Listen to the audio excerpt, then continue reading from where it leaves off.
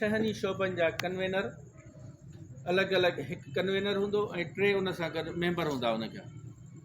पोइ उहे 4 ॼणा जेके आहिनि उहे पंहिंजे शोबे खे हलाईंदा।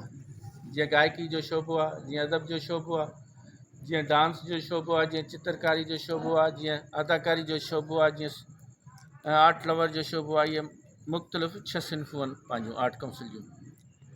जीअं काफ़ी दोस्तनि अल्लाह बख़्श ज़रदारी साहिब बि चयो त उहिदेदारनि जा नाला, त उहिदेदारनि जा गुज़िरियल मीटिंग में बि नाला ॿुधायासीं, तव्हां हलिया विया हो।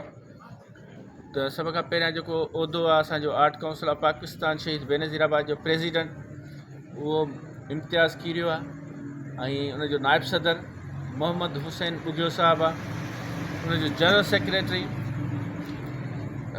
उस्ताद सनाउल्ला भट्टी आहे। उनजो जॉइंट सेक्रेटरी रशीद ख़ासकेली आहे। उनजो ट्रेज़रर खज़ानची चाचो मिठल भट्टी आहे। उनजो ऑफिस सेक्रेटरी ज़ाहिद गुड्डू चांडियो आहे। ऐं इंफॉर्मेशन सेक्रेटरी असांजो जेको आहे असलम शाद आहे। इहे 7 उहिदा आहिनि असांजा। ऐं 7 इहे ऐं फ़ी शोबे जा 4 जेके कन्वेनर सां गॾु 3 मेंबर, इहे जेके थींदा टोटल। इहा हिकिड़ी पूरी मुकमल बॉडी आहे। इहा फ़ैसिला कंदी ऐं कहिड़ो बि प्रोग्राम हुजे। ऐं इहो हिकिड़ो मुकमल गवर्निंग बॉडी आहे जेका फ़ैसिला बि कंदी ऐं पंहिंजो सिस्टम खे बि हलाईंदी। उन सिर ॾिनो हो मंगणहार खे। मंगणहार खे ज़हन में रखियो वञे त सिर जेको आहे उहो मंगणहार ॾिनो, सॉरी ॾियाच ॾिनो। जेको बादशाह हो उन सिर ॾिनो, मंगणहार उनजो सिर वढियो। ऐं असां इहो ॿुधो आहे त हर शइ खे फनाए, हर शइ खे मौत ईंदी, आख़िर में मलकल मौत जेको आहे उनखे बि मौत चवंदा।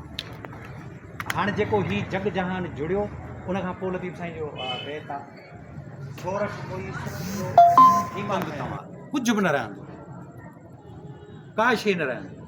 खंगार जेको आहे उहो बादशाह खे चइबो, साईं ईअं खंगार तंहिंखां पोइ मंगणहार ॾिनो सिर ॾिया। हाणे वॾी ॻाल्हि थी त मंगणहार सिर ॾिनो ॾिया। इहो जेको मलकल मौत आहे उन सिर हवाले कयो, यानी उनखे बि मौत ॾिनो ऐं उहो बि फना थींदो। ऐं उन खां पोइ जेको आहे वॾियूं महिरबानियूं सभु तव्हां ॿुधाए। पर जेकॾहिं इन शयुनि खे असीं छॾे ॾियूं या ईअं सम्झि त कंहिं कमरे में वाड़े बंदि करे छॾियूं त पोइ ज़ाहिरी ॻाल्हि आहे उतां घुट ॿूसट जो इज़हार थींदो। त इहा ॾाढी भली ॻाल्हि आहे। इम्तियाज़ साहिबु, बबूगे साहिबु अहिड़ियूं गजणनि जो आगाज़ कयो आहे।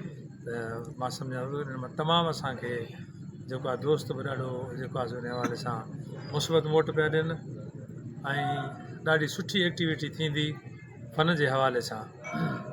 ऐं आर्ट्स काउंसिल शहीद बेनज़ीर आबाद इंशा अल्लाह ताला अञा वधी जेको आहे सो वण थींदी ऐं मुख़्तलिफ़ शोबनि जा जेके दोस्त आहिनि उहे असांजे साथ में हूंदा।